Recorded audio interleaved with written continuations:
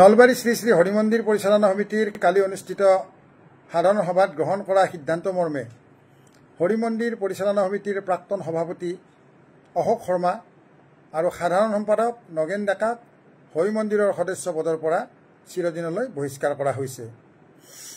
কালি সভাত গ্ৰহণ কৰা এই প্ৰস্তাৱ কিমান সমুচিত বা ইয়াৰ কিমান গ্ৰহণযোগ্যতা আছে সেই সম্পৰ্কে আমি অভিমত দিব নাযাওঁ।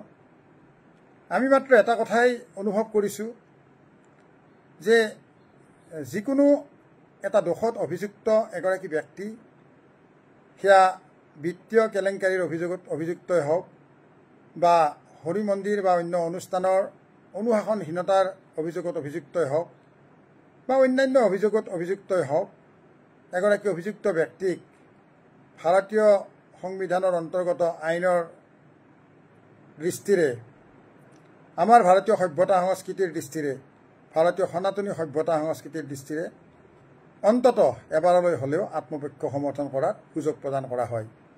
আমি দেখিছোঁ যে মৃত্যুদণ্ডেৰে দণ্ডিত এগৰাকী ব্যক্তিক ভাৰতীয় আইনে তেওঁৰ মৃত্যুদণ্ডৰ চূড়ান্ত সময়ত, মৃত্যুদণ্ড দিবলৈ নিয়া সময়তো তেওঁৰ নিজৰ সমৰ্থনত কিবা ক'ব লগা আছে নেকি সেয়াও জনোৱাৰ এটা সুবিধা প্ৰদান কৰা হয়।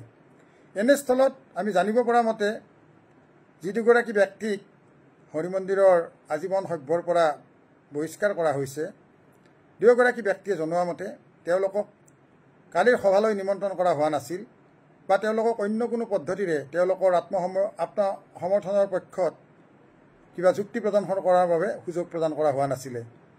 গতিকে এই কথাটো অত্যন্ত চিন্তনীয় বিষয়। নলবাৰী শ্ৰী শ্ৰী হৰিমন্দিৰৰ আমিও এগৰাকী সাধাৰণ সদস্য। আমি কাৰো পক্ষলৈ এই কথাটো ক'বলৈ যোৱা নাই, মাত্ৰ হৰিমন্দিৰৰ পবিত্ৰতা ৰক্ষাৰ স্বাৰ্থত, আমাৰ সনাতনী সভ্যতা সংস্কৃতিৰ যিটো ধৰ্মীয় সংহতি, ভাতৃত্ববোধৰ সংহতি, এইবিলাক ৰক্ষাৰ স্বাৰ্থত আমি এনেকুৱা ধৰণৰ ঘটনা কেতিয়াও বাঞ্ছা নকৰোঁ। আমি আশা কৰোঁ যে আমাৰ নিজৰ মাজত যিটো আমাৰ ধৰ্মীয় ঐক্য, এই ধৰ্মীয় ঐক্য আমি নিজৰ মাজত বজাই ৰাখিব লাগিব আৰু ইয়াৰ মাজত অন্য কোনো বেলেগ দৃষ্টিভংগীৰ কথা আহিব নালাগে। আমি সদায় সেইটো বাঞ্ছা কৰোঁ।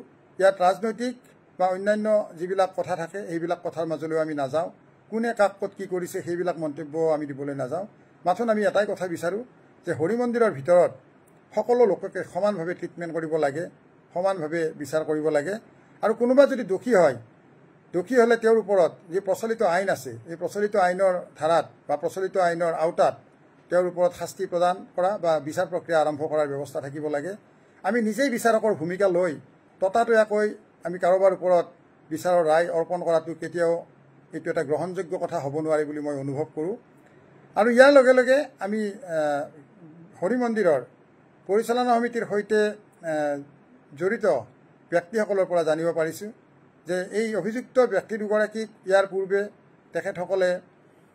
তেখেতসকলৰ বক্তব্যৰ সমৰ্থনত বা তেখেতসকলৰ নিজৰ যিটো তেখেতসকলৰ ওপৰত তেখেতসকল অভিযোগযুক্ত হৈছিলে তাৰ সমৰ্থনত তেখেতসকলক কোৱাৰ সুযোগ দিয়া হৈছিল, কিন্তু তেখেতসকলে সেই সুযোগ গ্ৰহণ নকৰিলে আৰু ইয়াৰ বাবে হৰিমন্দিৰ পৰিচালনা সমিতিয়ে এই ব্যৱস্থা ল'ব লগা হ'ল বা ব্যৱস্থা ল'বলৈ বাধ্য হ'ল। এতিয়া কথা হ'ল কি, দুয়োটা পক্ষই দুটা ধৰণে কথাখিনি কৈছে। দুয়োটা পক্ষৰ কাৰ কথাৰ কিমান সত্যতা আছে সেইটো আমাৰ জ্ঞাত নহয়।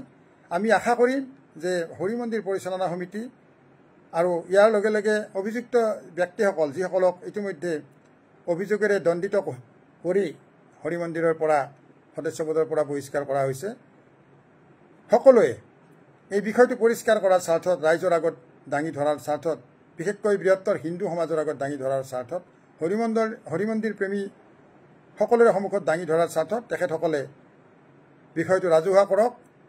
সংবাদ মাধ্যম আৰু অন্যান্য যিবিলাক প্ৰচাৰ মাধ্যম আছে এইবিলাকৰ সহায় লওক আৰু তেখেতসকলে নিজৰ নিজৰ মতামত স্পষ্ট কৰক।